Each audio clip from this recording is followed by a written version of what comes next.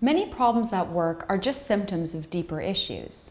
Therefore, to solve a problem effectively so it doesn't reoccur, we need to drill down to identify the underlying cause. Seikichi Tawada's 5 whys technique is a simple way to do this. To use it, you start with the problem you're facing and then keep asking why until you've discovered the root cause. For instance, imagine the IT team in your organization has just rolled out new software for tracking everyone's expenses, but no one on your team is using it, even though they've all been trained. So you use the 5 whys technique to get to the root of the problem.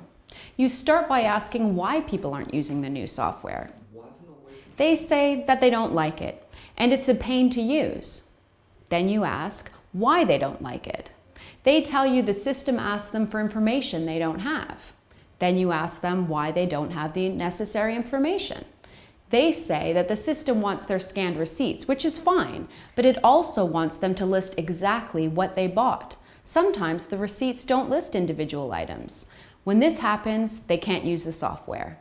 In this case, it took just 3 why questions to get to the root of the problem.